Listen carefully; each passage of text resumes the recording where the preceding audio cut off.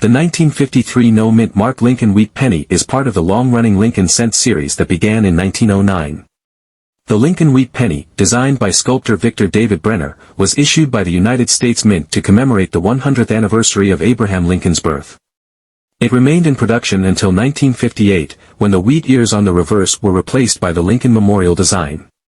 The 1953 penny is a notable piece within the series due to its mint year and historical context, and understanding its origin and significance is crucial for collectors. Context of the early 1950s, post-war era coinage. By 1953, the United States was in the post-World War II era, which had a significant impact on the nation's economy and infrastructure. Coins from this period, including the 1953 penny, are often viewed as a reflection of this transitional phase. During this time, demand for coins was steady, driven by both an expanding population and economy.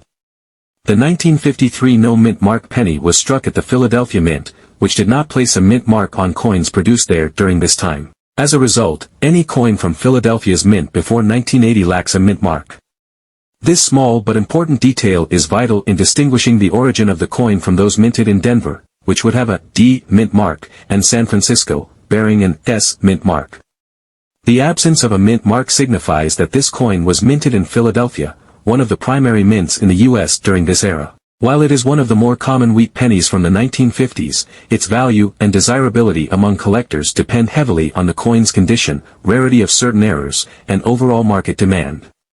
Value of the 1953 no-mint mark wheat penny. When assessing the value of a 1953 no-mint mark wheat penny, collectors generally consider several key factors: the condition grade of the coin, whether it has any errors or unusual varieties, and market demand. Here's a detailed breakdown of these factors and how they influence the coin's value. Condition and grading. The condition of a coin is one of the most important factors affecting its value. Coins are typically graded on a scale from 1 to 70, known as the Sheldon scale. A higher grade indicates a coin that has fewer marks, clearer details, and less wear from circulation. Good G4 to very good VG8. A 1953 no-mint mark penny in good or very good condition is heavily worn, with many of the finer details, such as Lincoln's hair and the wheat stalks, appearing flat. These coins are still easily identifiable but are quite common and typically worth around $5 to $10. Fine, F12, to very fine, VF20. In these conditions, more details are visible. Lincoln's face may still show some wear, but the wheat stalks and lettering on the reverse are clearer. These pennies can sell for $10 to $30.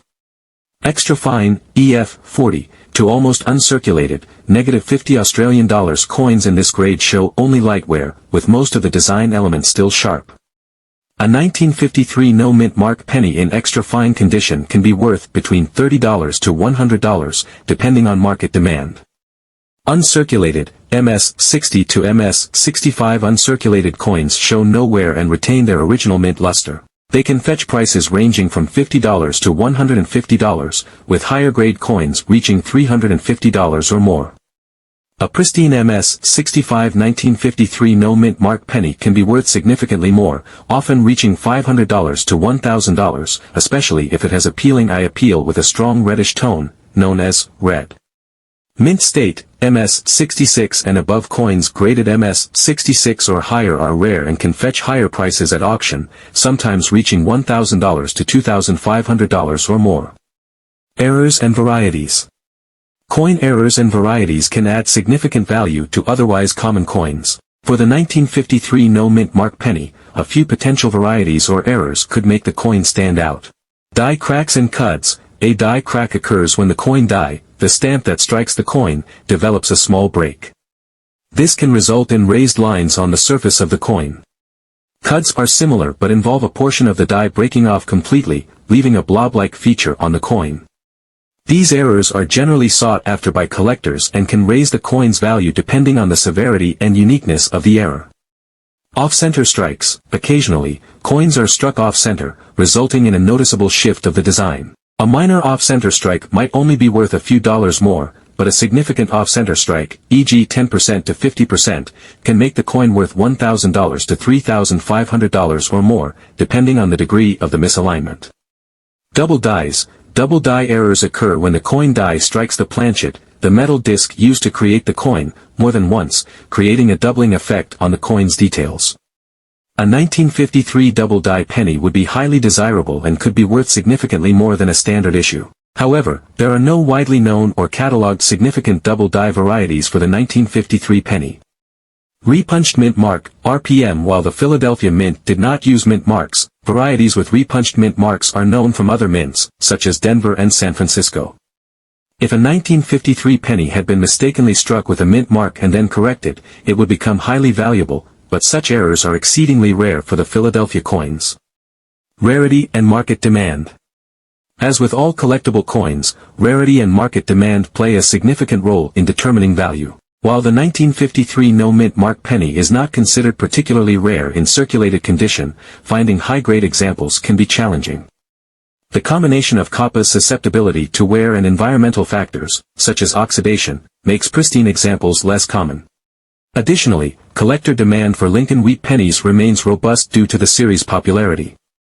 This demand helps to maintain the value of even more common dates like the 1953 no-mint mark penny. Collecting and investment potential. For collectors, the 1953 no-mint mark wheat penny offers several appealing factors.